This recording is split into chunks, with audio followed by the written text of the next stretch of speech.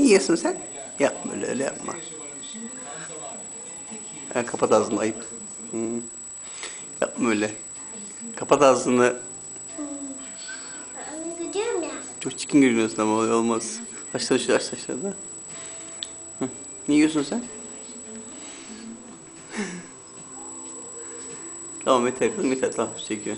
Ne yiyorsun sen? Ben bisküvi yiyorum baba. Ama gelme niye kalktın? Ne? Ne çıkıyorsun ama? Hı? Ne çıkıyorsun? Otur hadi otur.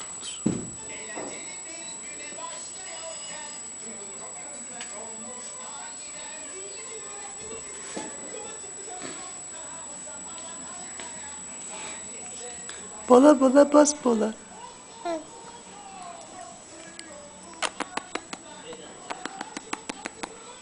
Şuradan çıkıyor bak. Dur. Bak Dur, şuradan yapma, çıkıyor. dur tamam dur yapma. Gördün mü burayı? Hı? Siz bir aç mısınız? Hı. Yapma konuda yapma. Salak senin baba. Aa çok ayıp.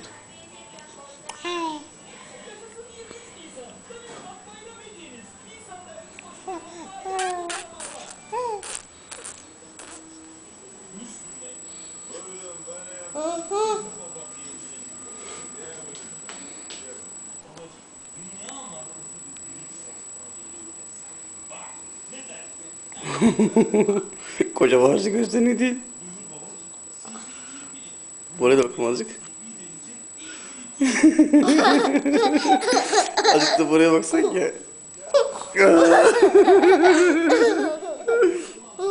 Bola bas bola. Dur yapma dur. Ben